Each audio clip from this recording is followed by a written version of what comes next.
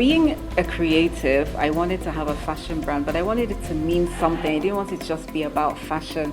I wanted it to show that there is a way we can care about the environment, we can leave enough for generations coming, we can live in harmony with nature. Because when I decided I wanted to go into sustainable fashion, more mindful fashion, I also started looking at how to do business, but how to do business in a way that would work with sustainability. My brand started in 2012. The whole thing about my brand is how we can reduce waste, but then use it as a resource to preserve our traditional craft skills. And what I mean by that is that we turn waste into yarn and then we weave it on traditional looms, hand looms. So that skill of Ashoke weaving still lives on. Cumulatively, the market value of fashion in Africa is estimated to be $31 million, a lucrative venture. But this sector is costing the environment. The fashion industry creates about 4% of global waste and produces 10% of carbon emissions, as it consumes more energy than aviation and shipping combined. Lida Network paid a visit to NKWO, a Nigerian fashion brand promoting sustainable fashion. While creating exceptional pieces, 3 core pillars guide their production: textile waste reduction, traditional craft skills preservation, and environmental conservation. We had a sit-down conversation with NKWO, ONWUKA, the brain behind the NKWO brand.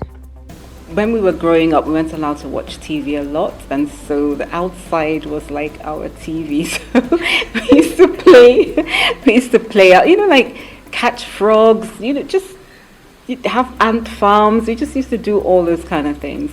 And so when we came back to Nigeria, it was just a whole different world. It was like you could run around everywhere with no shoes on. There were, new kinds of insects and lizards and all kinds of things that we found. And so it's just me. I've always preferred to be outside than inside. My brand is very much interested in sustainability.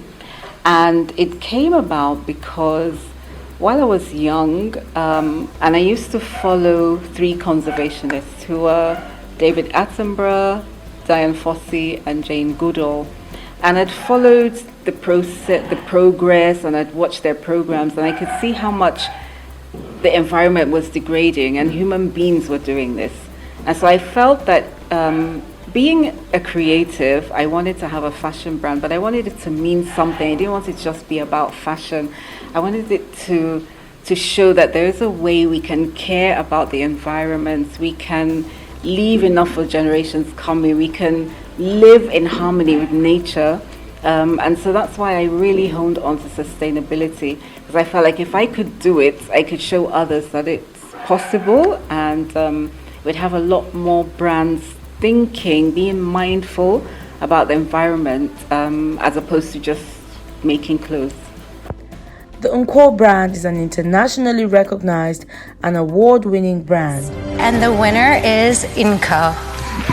Congratulations.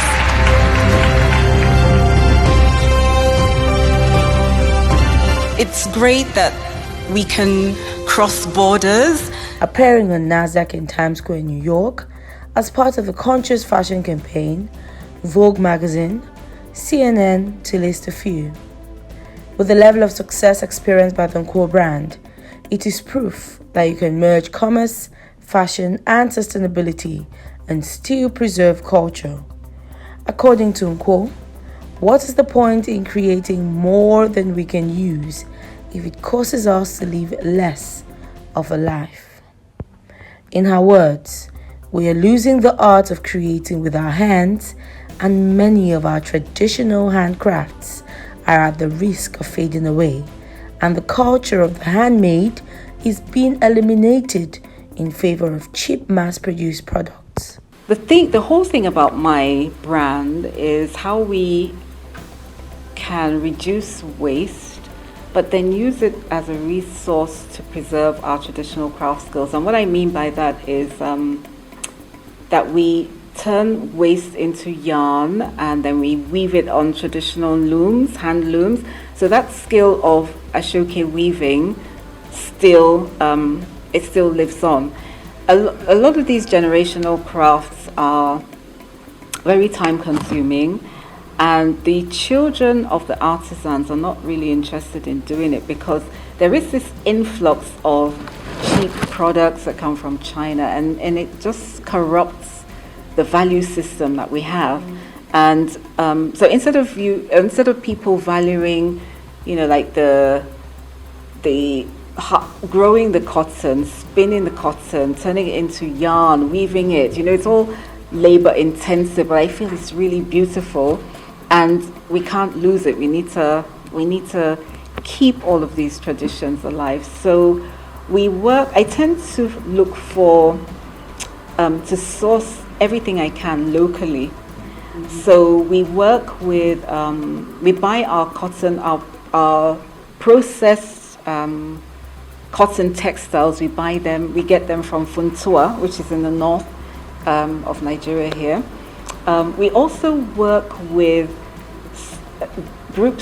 communities of artisans, or communities of, so I call them small-scale farmers, where we have some in the mountains, so a group of old men in the mountains in Adamawa State, and they grow cotton, they process it, they turn it into yarn, and then we buy the cotton on these bobbins. This is cotton that we've bought from this community of old men in the mountains in Adamawa State.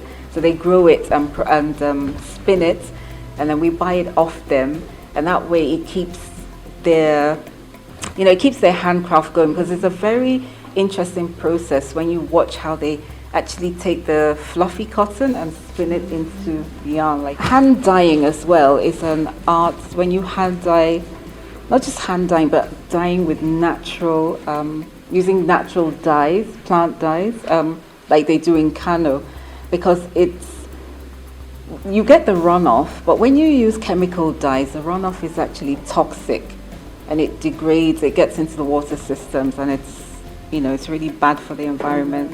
So we try to use as much as possible natural dyes,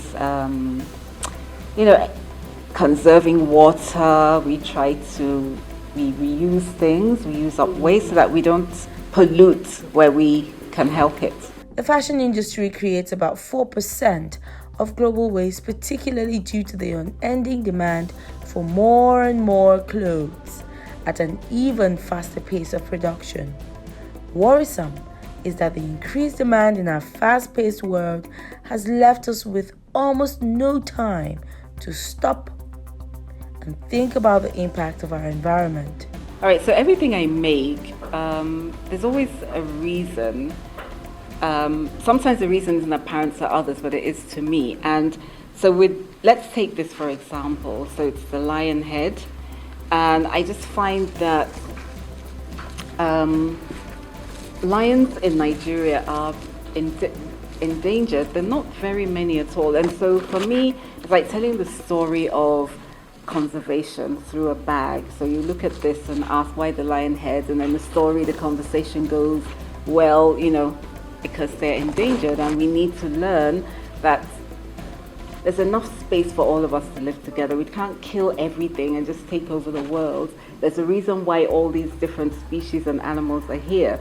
And so if they're all gone, then the ecosystem fails, and we fail as a race as well. This now is really conservation. We're starting this project that has to do with animal conservation. And the pangolin is one of the most endangered species in the whole world, the most endangered animals in the whole world. People are selling the scales to China and all of that. And this is to bring awareness to the problem, but it's also to support wildlife conservation. We're working with the national parks to raise awareness and also help them raise funds to take care of the animals that we have in Nigeria. In terms of innovation, I I sort of, I think a lot. And I'm always thinking of different ways to do things in a more mindful way, in a sort of more creative way. And so I think about things that haven't been done before and how could I bring them out of my head and into a product. And that's why my things, like innovation is very important to me, because it means, you're bringing new things in. And that's just the way I work. I like to see things that haven't been done before. The NKWO brand's most recent initiative is the reverse retail system. Under the reverse retail system that we have come up with, we've designed these pieces whereby people can select a piece, but then they have to send in their denim to have it made for them. So this is an example of one of our pieces. This is the coat. So this is made from all secondhand denim, and that's the finish. Really nice.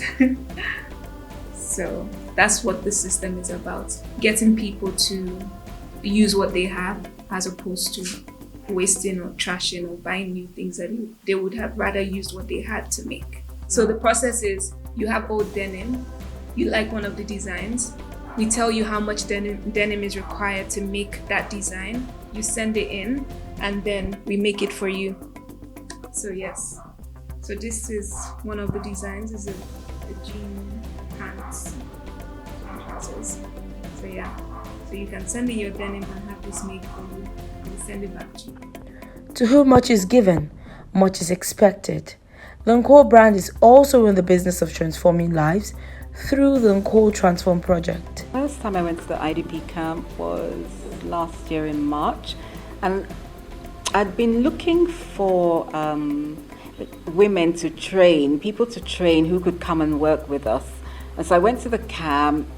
We took this whole idea of working with waste, turning waste to wealth.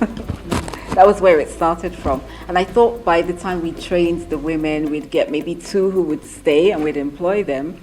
And so we went to the camp, and 10 women agreed to come on the training program, and they never left. They stayed with us all through the training. And at the end of the day, I thought to myself that I can't train them and leave them.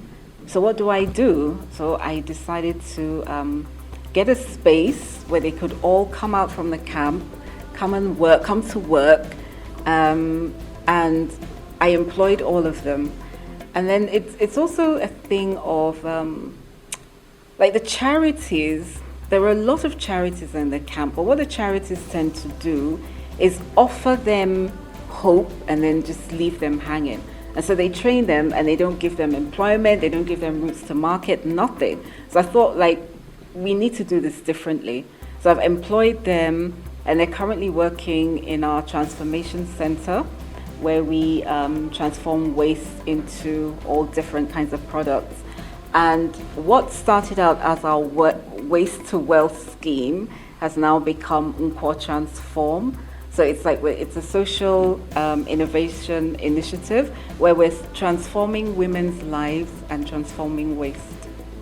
So that's where it comes from. And so the women are still with us. They've been with us for, this is like a year and a half now. No, sorry, it's not up to, it's a bit more than a year. They've been with us. They're learning how to speak English. They're learning financial management. Yeah, just how to manage their finances, how to save. They're learning how to be part of an organization and not part of a charity. So you have to come to work. You have to be accountable for yourself. You have to be responsible for the task you're given, and then you get paid, and then you can start to save, start to grow. What we're currently doing now is trying to get them housing outside of the camp so that they can integrate into society. We have one Earth, which is currently facing the worst climate change impact. Therefore, we must strive to protect it through sustainable business practices, as seen in the case of the NKWO brand. This is Lida Network.